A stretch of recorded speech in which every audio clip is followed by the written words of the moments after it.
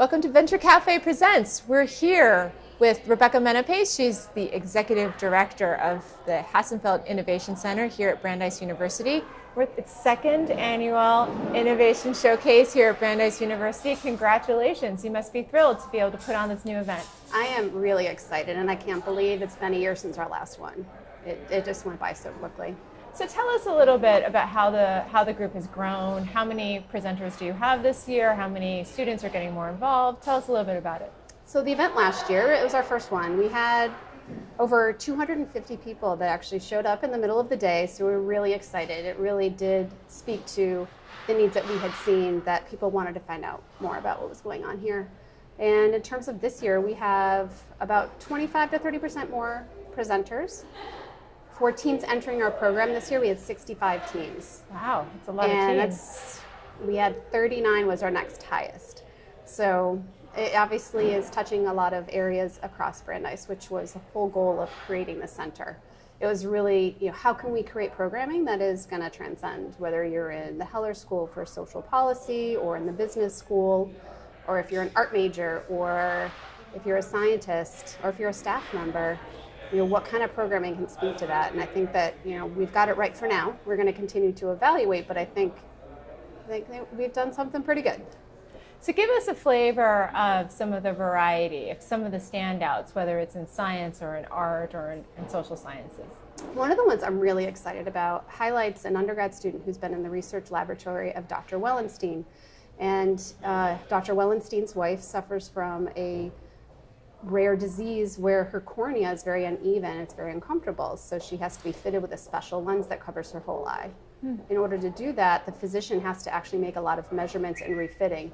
So every time you have to go back, they have to try the lens on, and it causes a lot of pain, and it's maybe 2 or 3 times. And the researcher here, he's a physicist and he studies surfaces of things. He thought, hey, why don't I apply that to something that can help my wife? Maybe I'll have my undergrad student help out with it. And I gotta tell you, when he presented at the Sprout Awards, nobody had any clue he was an undergrad. They thought he was a postdoc. It was just a really proud moment about, the efforts that we make in training these teams and telling them, how you need to pitch things, or having them do the market exploration and introducing them to people. It was one of the special moments for us because it sort of brought together all the different elements and touch points. There's been a few others that have been really interesting. I think the development of apps for healthcare has been a good one. Last year we had one for, gosh, I can't remember that one now, but this year we have one for autism. So it's for kids who are autistic or on the spectrum, and they might be really nervous about going to the doctor. So the app tells them a story about what it's like for them to go to the doctor, and it's all personalized using the own child's name and input from the parents. So that way kids can feel more comfortable getting the care they need in uncomfortable situations. So I think, it also speaks to, the different ways in which we can fund innovation here on campus that impact a lot of different groups of people. Talk to us a little bit about trends in innovation on university campuses. What are you seeing in the university ecosystem in terms of how universities like Brandeis are trying to encourage innovation, and some of the variations you've seen among different campuses, among different schools, and how Brandeis is addressing that? One of the things that I really think that Brandeis does a good job at, maybe because we're sort of resource strapped and out here in the Metro West area, is really figuring out a way to get things done with limited resources. So it's really spurred a lot of innovation on, we had the Maker Lab that you'll see soon setting up. It came out of a student had a 3D printer in his dorm, and it became a student club, and now it's huge. And that Maker Lab is also helping some of our Spark and Sprout teams make rapid prototypes. They've also been able to bridge the gap over into the humanities and the arts, bringing together artists and scientists in a way that hasn't been done before.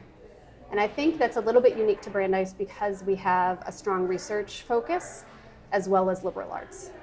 And I think there's a lot of schools that do social entrepreneurship really well, like up at Middlebury. We do social entrepreneurship too because of Heller and a lot of the needs. It really comes out of the students' desires and where they see that they fit and how they want to impact.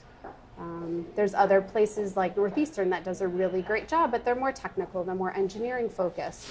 So, when I look at, are we similar to anybody? Yeah, we're similar to Stanford, but we're like this small. And so having that diversity across different things allows us to have a lot of fun with the programming that we're doing to see what works and what doesn't. Because we're small, we can be sort of nimble. We can create a program, see if it works, see what the response is, and then make adjustments along the way. Tell us a little bit about the numbers. How many students now are participating here? 1 in 6, actually. When we went back and counted the numbers, we have touched 1 in 6, and that's either through a participation in an event, participation in Spark or Sprout, or coming by the office to discuss patenting with us, and that's huge. And I think it really does give us the encouragement to keep doing what we're doing. That's wonderful. Well, congratulations, Rebecca. You're growing a wonderful program here. Thanks, and come again. We'd love to have you. We'll be back. All right. For Venture Cafe Presents, I'm Christine Dunn.